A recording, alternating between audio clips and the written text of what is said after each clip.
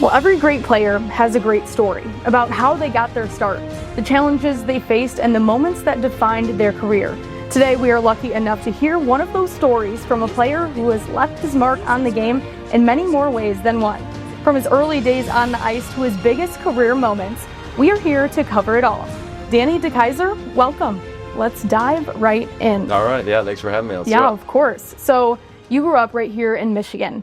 And to be able to play for the Red Wings, your hometown team, your hometown community, just how much more special did that make that experience? Well, I mean, it was great.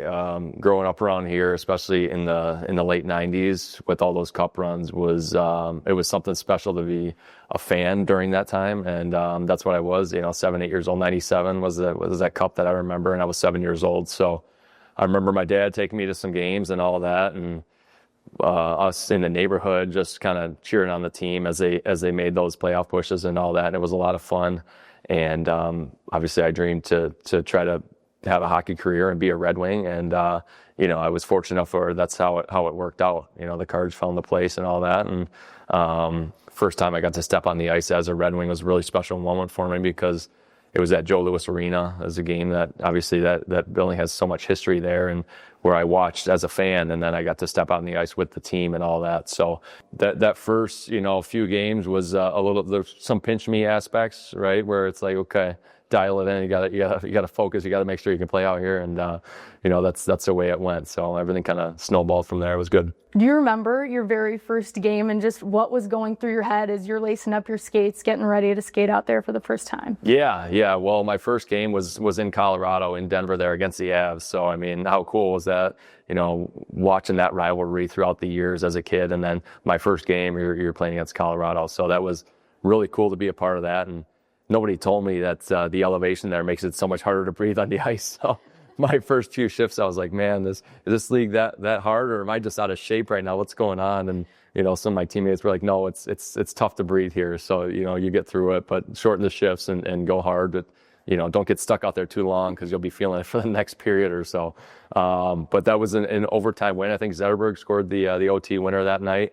And I had some family in the crowd there, my parents, my wife, and I think my sister made it too that night. So it was a lot of fun, and that's one thing I'll look back on for forever. What a way to introduce yourself to the league. A overtime winner in your very first game. Just how much more special did that make that entire day, that entire week for you?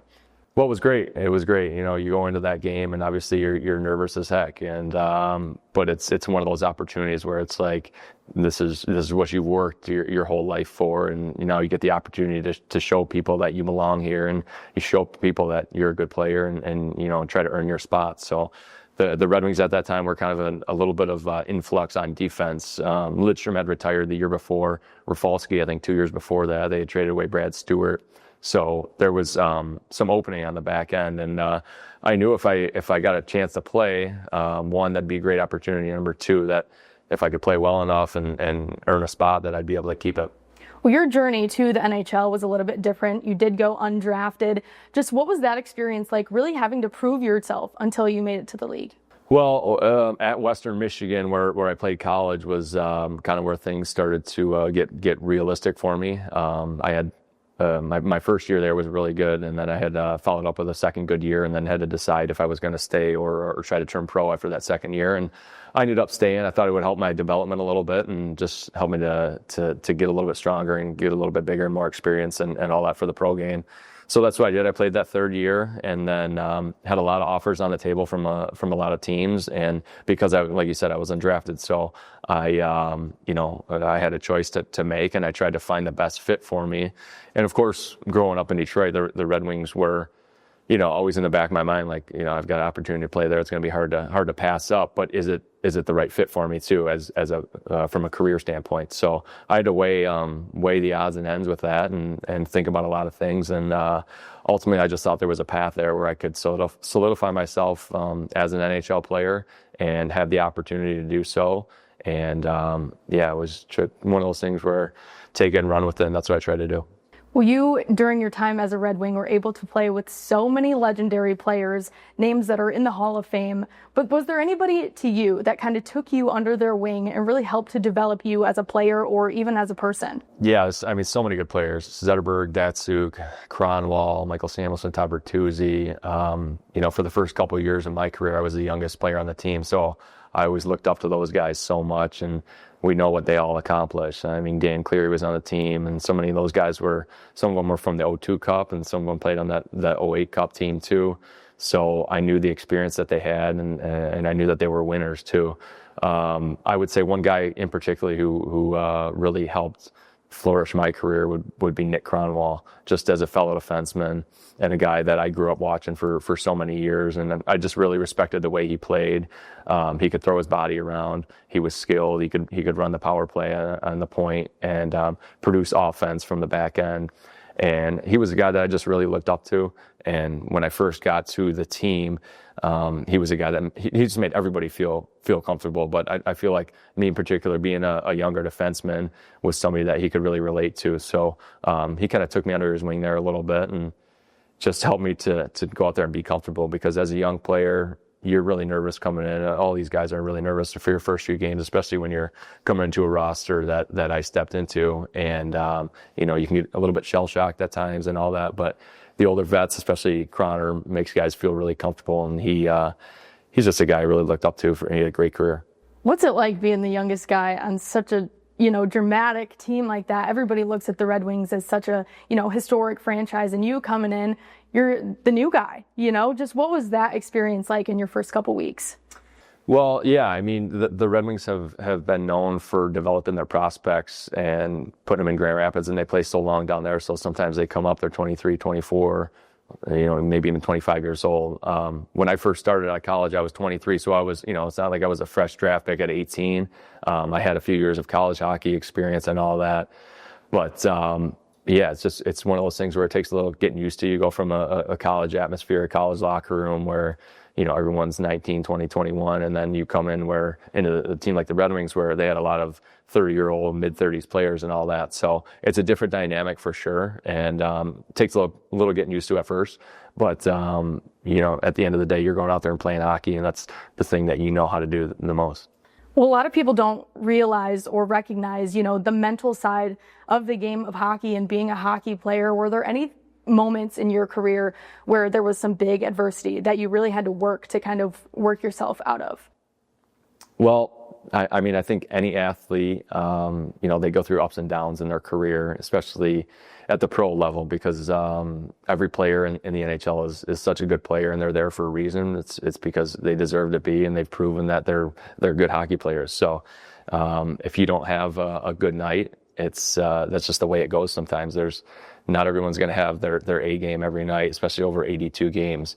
So there's some things with playing and trying to be your best every night. You go from I had a college schedule where we played 42 games to doubling that essentially at 82 games. And so your body starts to wear out at different parts of the year. And when you're young and your first couple years in the league, you don't really know how to balance that all out. But then as you get used to the grind and the travel and all the games and all that, you start to adapt a little bit, and you play a little bit smarter out there as well. So instead of trying to force the issue and rushing every puck on up the ice, maybe some nights you're a pass first player and you're looking to make those first passes up the ice and give your team a chance that way. So while also saving your body a little bit for later in the season. So there's that type of thing, and then also the other side of it is injuries. Everybody battles injuries, and there's ups and downs with injuries. Some guys get a little bit luckier than others, or some guys get a little more unlucky than others. So anytime you're out of the lineup, it's always hard.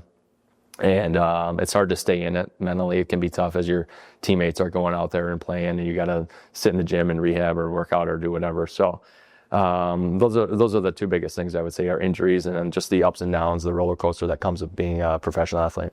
Well, outside of hockey, I heard that you like to spend a little time on the water, doing some boating on the Great Lakes. Just what is it about that makes you feel so comfortable and is so special to you?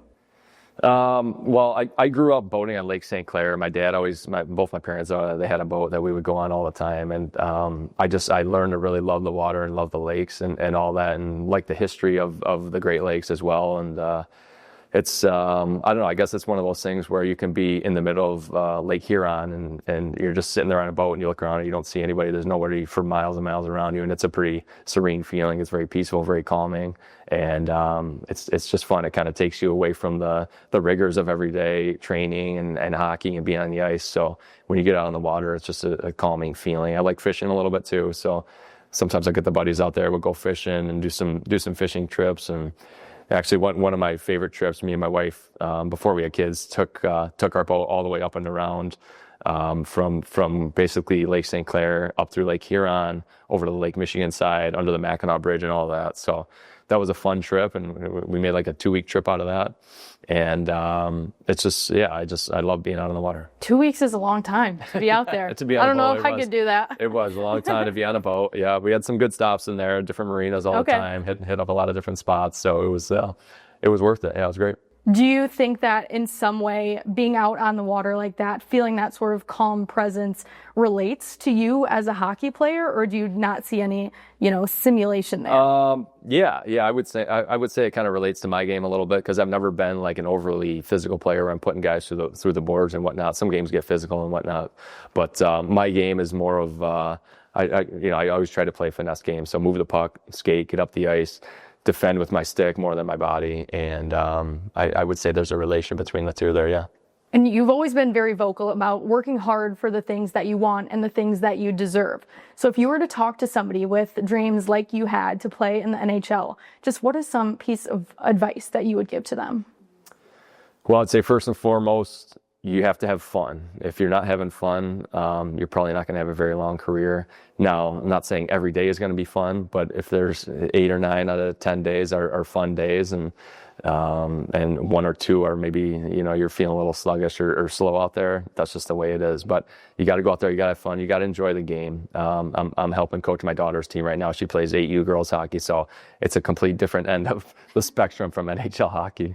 And when I first started, I had to reel myself back in a little bit. I was like, all right, the biggest thing is I want these girls to come back next practice and want them to come and play. I don't want them leaving the skate today and wanting to hang up their gear and quit. You know what I mean? So I think that's true at every level, whether that's juniors, youth hockey, juniors, college, pro. You have to have a good mindset, a hardworking mindset where you're having fun out there. And then the other thing is, I mentioned having fun, but it's going to be a grind at times. So accepting the grind and just living the grind every day. I know at Western in college, we would work out all summer, and we in June, July, and August, we'd work out at 6 a.m. So it was not the easiest thing to get up for every day, and especially when it's 80 degrees out and the sun's coming up and it's 5:45 and you're waking up and going to get your butt kicked at the gym for 2 hours and then probably nap for like 3 hours because you're exhausted. But that's just what it takes. And I think there's some guys that they accept that a little bit better than others, and the guys that don't, they just kind of put themselves at a disadvantage. Well, now I've got to ask, what is Coach Danny like? What do you like out there as a coach? Well, like I said, I try to keep it lighthearted, keep it fun. And I'll tell you what, though, we're in March right now, and the girls from September to now have improved a ton. It's night and day to what they're doing. They've kind of caught on to some of the hockey lingo and whatnot. I don't think all the parents have yet, but we've got girls driving the back post and driving dot lane and making passes to the front of the net, and it's a lot of fun to see. They're learning and they're having fun doing it. So it's just fun to see their progress for this year. Well, you have had such a storied career, but I want to know if there's maybe a goal or a game looking back that when you look back at it, it still gives you just those same goosebumps that you got when you were playing. I would say there's a few. We mentioned my first game there in Colorado. That was a special night. That I joined the team like in March of that year, so I played March and April, something like that, and then the season was over. So in that month, I didn't score a goal. So going to the next year, that was like top on my list. I was like, all right, I got to get this out of the way, get my first NHL goal and get going from here. So we had a road game in Winnipeg, and that was where I scored my first goal shorthanded. And it was a one-timer from the point from Cronwall. It was kind of funny how that works. But he threw me over the pass, and we were shorthanded, so I was just blasting it, trying to get it towards the net. And then, they were going to most likely get the puck and come down at our end, but it went in, and obviously that was a moment I'll remember forever. And then One more would be my first game at Joe Louis. So shortly after that game in Colorado, I think it was like 2 days later, we played St. Louis. It was like I remember an afternoon start, like a 1 p.m. start. And in college, we always played at 7. I wasn't used to playing at 1 o'clock or anything like that. So that was a little bit different because we flew home from Denver the next day on like a Friday or Saturday, had the day off, and then Sunday was just like show up, go to the rink and play. I wasn't used to that. And then I got to the Joe and stepped out for warm-ups and was able to soak it in a bit, look around at the banners and all that, and look into the rafters. And then I had even more family at that game because it was at home, and most of my family is in Michigan still.